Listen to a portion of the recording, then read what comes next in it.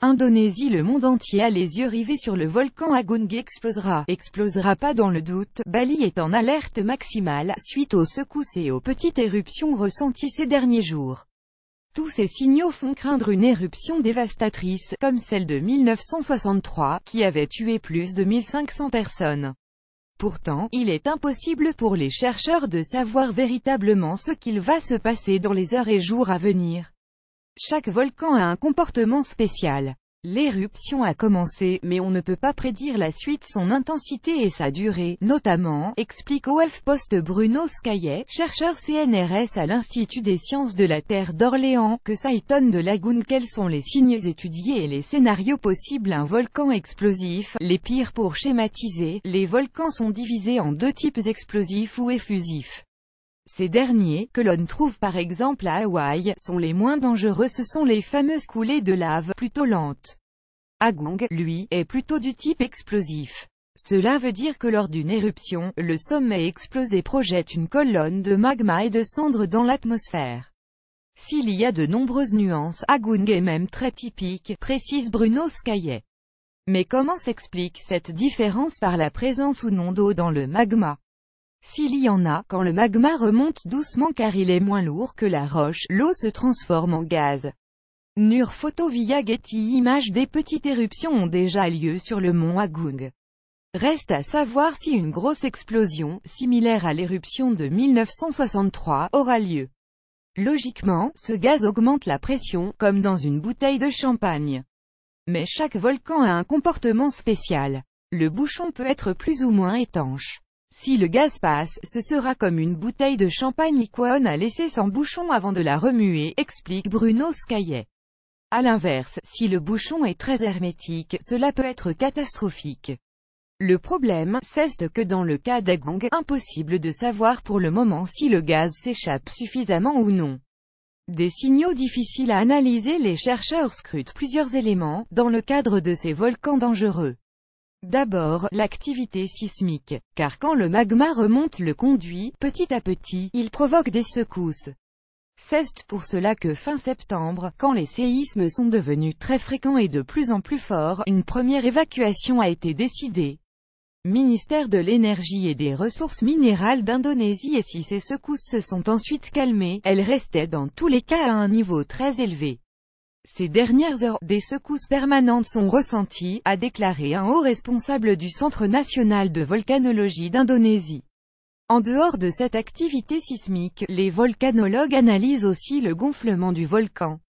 Cela peut être dû à l'arrivée du magma ou à la pression du gaz. C'est difficile à interpréter et cela varie d'un volcan à l'autre, explique Bruno Scaillet. Il est également possible d'analyser la composition du gaz qui sort du volcan.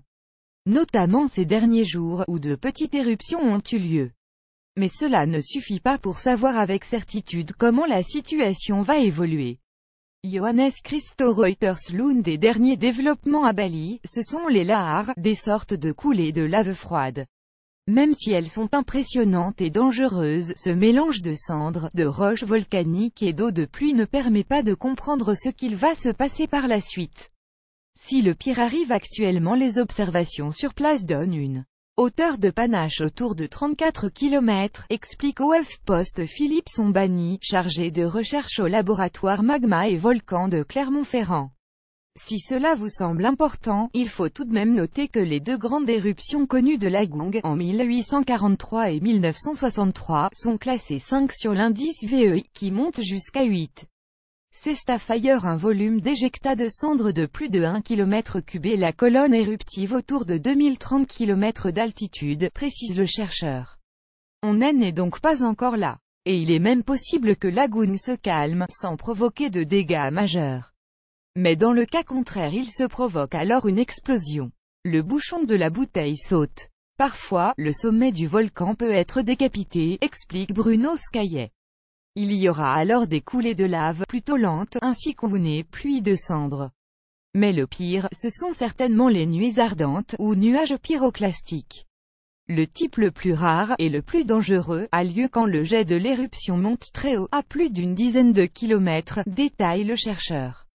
Si la quantité et la vitesse sont suffisantes, le magma et le gaz n'a pas le temps de refroidir. Ce jet, c'est un mélange très chaud 1050 degrés en 1963 de cendres, de gaz et de magma explosé. Expulsé avec une forte pression, il grimpe dans le ciel très vite, puis redescend, dévalant les flancs de la montagne à des centaines de kilomètres et ce sont ces nuages brûlants, une véritable avalanche de cendres, qui sont responsables de la majorité des décès liés à l'éruption de l'Agunga en 1963. C'est en se basant sur ces scénarios précédents, sur l'avancée de la lave et des nuées ardentes que les zones d'évacuation sont définies. Avec un peu de chance, ces déplacements n'auront servi à rien, si le volcan reste relativement calme. Les autorités pourraient par contre, théoriquement, avoir sous-estimé l'éruption. Les modèles disent qu'une éruption comme celle de 1963 arrive environ une fois par siècle, selon Bruno Scaillet.